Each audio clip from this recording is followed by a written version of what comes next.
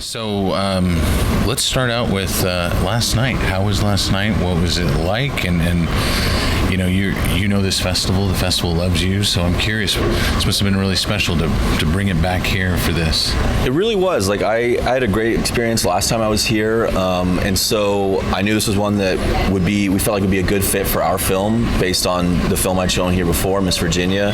And it was really cool to come back as the opening night for the second time and get that full experience, because I really enjoyed the film that was the opening night when I was here the first time, and I remember thinking, like, this is a great venue, it's a great crowd, and we had just a fantastic crowd last night. So we wanted to stay and watch the whole movie. We don't always do that, but I said, let's watch the movie with about all these people, like, let's feel that, and it was a good crowd.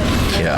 I'm curious, as far as like going from Miss Virginia to this, how seamless were things talked about? I mean, Matthew's in it. You've got a lot of, carry over. How does that work? I mean, it was like this one I co-wrote with my producer, whereas Miss Virginia I only directed, so I was in it more from the beginning, which was cool to be able to put some more of myself and more of my own interpretations of the story into it.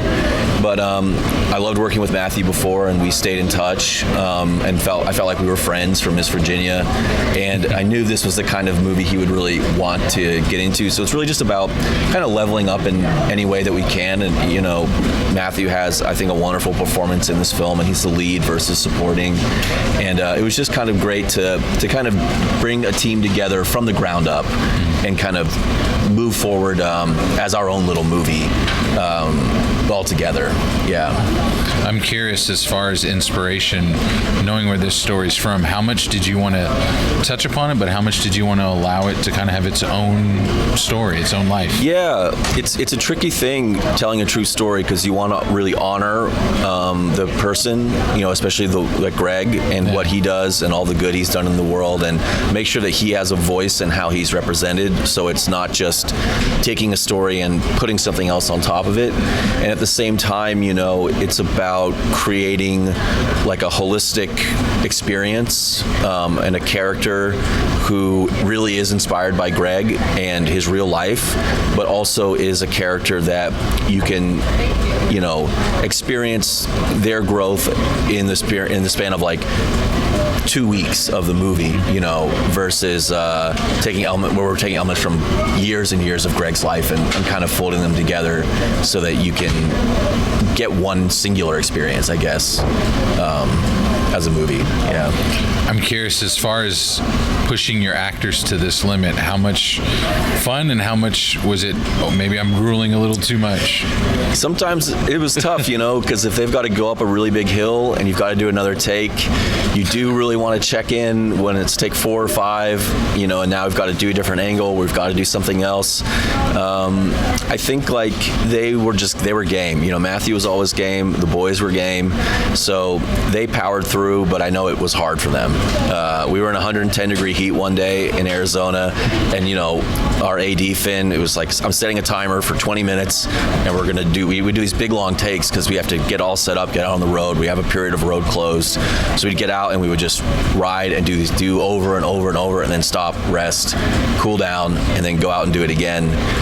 But honestly, our biggest hurdle was our own schedule. The time limitations we had were more of a hurdle for us than I think the actors getting tired, simply because we were going to run out of time before they ran out of energy, I think. It's wild. Can you talk about what you shot on and some of these shots? I mean, the visual places you get to go is really impressive. Cool. Yeah, it was, we shot on the Arri Alexa, and we shot anamorphic lenses, and our DP Mac recommended that because, like I said, our schedule didn't allow for us to say, well, let's shoot at morning and dusk, to get the good light. And how Mac put it was, let's invest in these lenses so at least when we're shooting out there at noon, the way it responds to light, the way it'll wrap the light, we'll still get something that's cinematic and beautiful, even in the unideal circumstances. And that, I think, just paid off huge. And seeing these vistas shot like that, we wanted to do it right and do it in a way that you don't just see, with your regular camera. Yeah.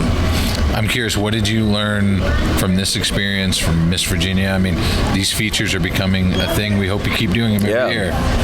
So, I mean, what I've really learned is you have to, I'm very collaborative. I want to see what the actor brings. I want to see what the DP brings and production designer brings. And in this one, we sort of had to embrace the chaos of it a little bit. Like they're really riding out there on bikes. We're responding to them. We're responding to the elements. We're responding to improv.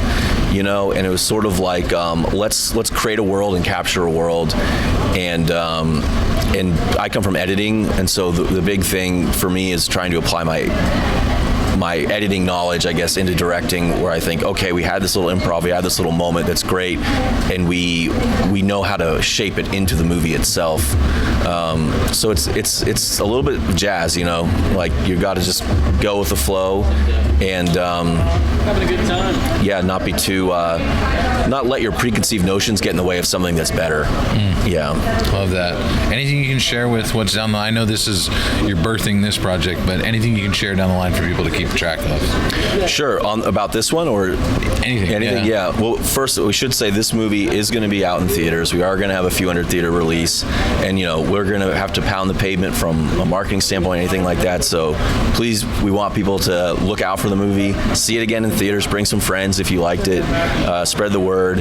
And I've got another film that I shot in the this summer called Succubus, which is a horror film, and so we're in post on that, and that'll be making its way around at some point pretty soon too. Well, hopefully it'll come through Naples. Yeah, we'd love to have it here.